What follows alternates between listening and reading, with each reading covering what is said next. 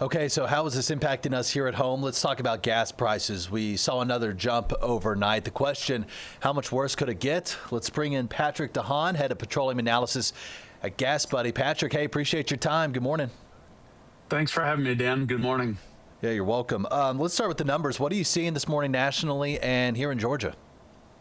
Well, here in Georgia, especially Atlanta, doesn't look real good. Average gas prices in Atlanta up 41 cents a gallon in the last week. Prices have shot back above that $3 gallon mark to $3.20 a gallon this morning. That's now 22 cents higher than a year ago. And I look back and gas prices are now at their highest level in Atlanta since 2024. Certainly not great news. The national average for comparison at this moment, almost $3.25 a gallon. That's up 26 cents in the last month, the last week. So Atlanta well ahead of many other areas and seeing gas prices jump. And it's not just gasoline either. Diesel prices now nationally, $4.12 a gallon. That's the highest tally since December 2023. Yeah, I was reading your blog last night, Patrick, and you actually wrote that Georgia's top three states hit hardest by the price increase in the past week. Why would that be? Well, a lot of us think of the increase as kind of a race. Some people cross the finish line earlier, some people later. There are laggards. There's not really a uniform way to see these prices go up. Georgia has a very heavy reliance on the Colonial pipeline, which is a massive pipeline that flows up the southeast into the eastern seaboard. So, you are very quick at seeing prices funnel down with such a major piece of infrastructure. Having said that, with prices having gone up so significantly and Atlanta over the last week, you may be nearing the finish line in terms of the increases based on where the market is now, and the rest of the country, or at least some of the country, is still lagging behind. So you're saying the worst of it might be already over for us here in Metro Atlanta?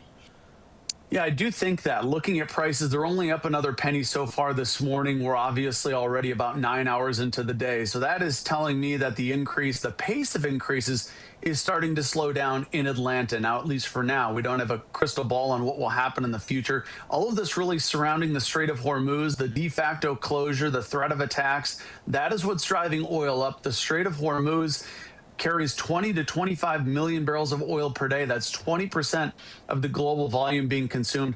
That is a huge kink in the hose. Not even oil from the Strategic Petroleum Reserve would really do much to be able to replace the oil lost through the effect that many ships are not moving now through the strait.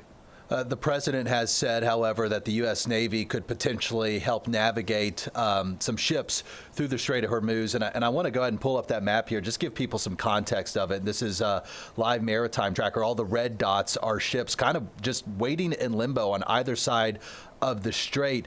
Patrick, can you just walk me through different scenarios? If the Navy ships were to help escort some of these tankers through the strait, what would that do for oil prices? And if that doesn't happen, what would it do?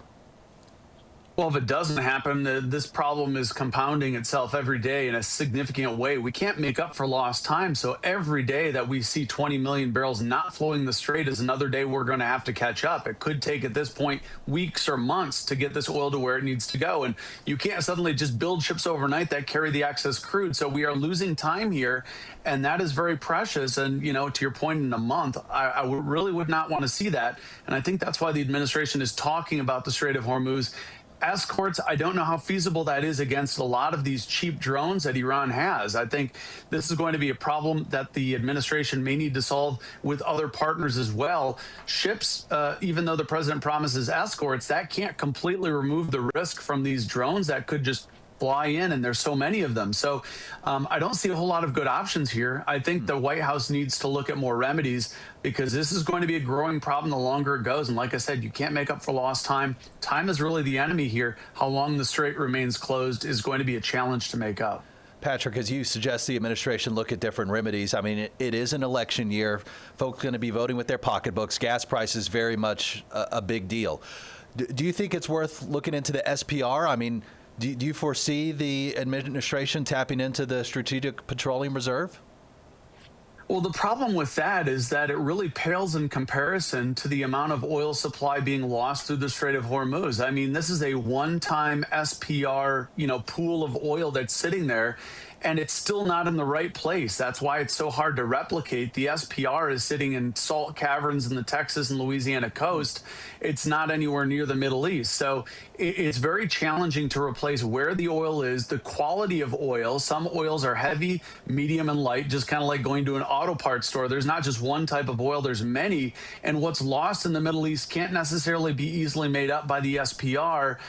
And so it's just, one problem is not going to solve another here. So I don't think the president would be wise to use the SPR. Keep in mind, crude oil price is still nowhere near record levels. So you'd be talking about using it at diluted prices, but it's just not in the right place that it needs to be to consider the SPR. And there's no way to make up for the 20 to 25 million barrels a day that are lost because of the de facto closure of the Strait of Hormuz. That's the biggest problem, and it's not going to be easy to solve.